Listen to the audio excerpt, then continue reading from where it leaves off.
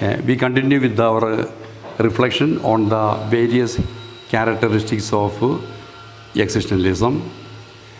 Just to recapitulate what we have seen, it begins philosophizing with the human being, with the man. As different from normally, philosophy begins with the being. That means which human being is only one of the items. But here, existentialism begins philosophizing with the human being, and then they clarified the meaning of human being that that is a subject and not an object. Human being, what kind of subject?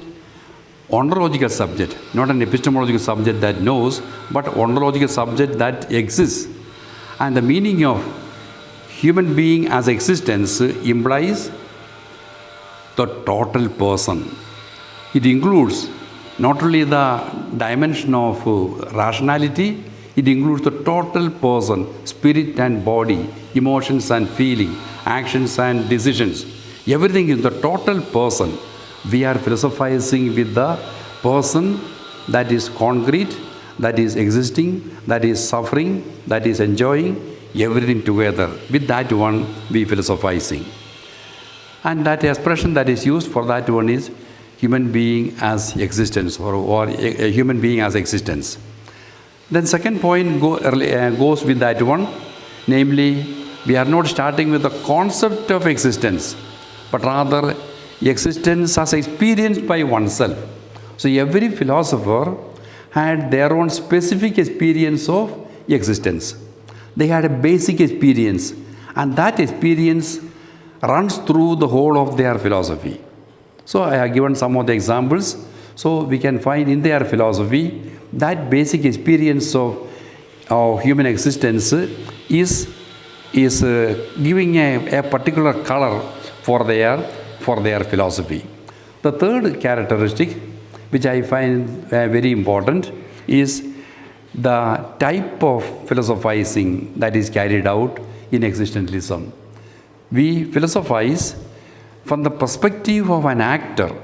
In order to understand what is the meaning of an actor, we contrasted the perspective of a spectator. A spectator, the attitude of spectator was taken in the traditional philosophy. There, one who is philosophizing stands out and reflects on the reality over there. I am only someone who is watching, someone who is analyzing. I am not part of it. That is why we use the expression armchair philosophizing. You sit comfortably on the chair and reflect on reality over there. You sit comfortably in the AC room and reflect on the meaning of heat outside. That was the type of philosophy that has been going on. As against that one, now existentialism says philosophy has to take a perspective, an attitude of actor. I am in it. It is my question. I am experiencing it. So I feel I am on fire with this question, and not that it's not something an indifferent question for me. I am not something reflecting on it out of intellectual curiosity, but rather it is a matter of vital concern.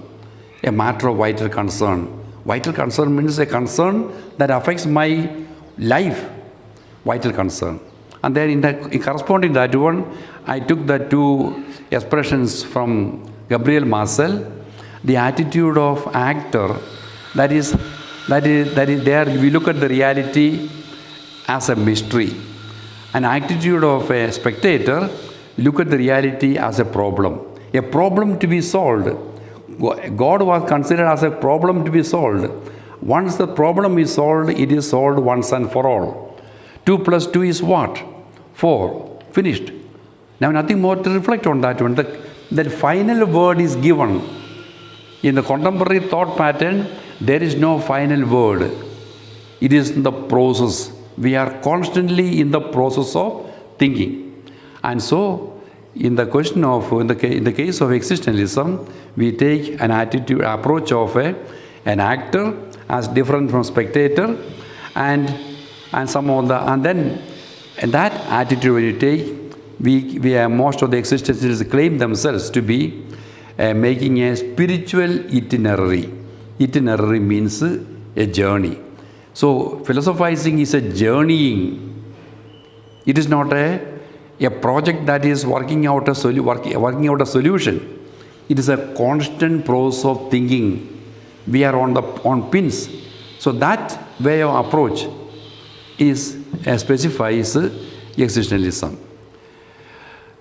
By way of fourth characteristic, I give it functions as a corrective. A corrective to what? To corrective to what has been going on. And what has been going on? Including the whole reality is included in the notion of being. Reality, being, that includes everything. Human being is only one part of that one. So in the whole big basket of being, in that there are so many things are there. Trees are there, the animals are there, and humans also are there. Human is one of the items. So reducing human being as one of the items in the physical cosmos, that was the way philosophy has been considering reality. Now the human being is a specificity is given. It is given a uniquely important, a uniquely different from all other reality. That is, therefore, the existentialism makes a corrective. It functions as a corrective to the traditional tendency of engulfing. Engulfing means embracing, swallowing. Everything is swallowed. Trees are there. Stones are there. God also is included in that one. God also is a being. Angels also are being. Humans also are being. Everything is put in the same basket. And from that style of thinking, in which, according to which, everything including human being are put along with the other thing. Now we are giving the uniqueness of human being. Human being is not one like the other one. In one of my books, I give the expression, human being also was given the same uniform as every other being. Same uniform. But it is not, we cannot give the same uniform what is given for the tables and chairs and trees and so on. It is uniquely different. That idea is underlined by existentialism. It exalts the unique position of man as existent and an individual. Only human being can exist. We are going to see the meaning of existence. Only human being is said to be existing, nothing else. Therefore, human being is totally different from every other being. So that way, existentialism has made a corrective, functions as a corrective from the traditional way of thinking. And finally, as a corrective, existentialism provides us with a ray of hope. As a corrective, the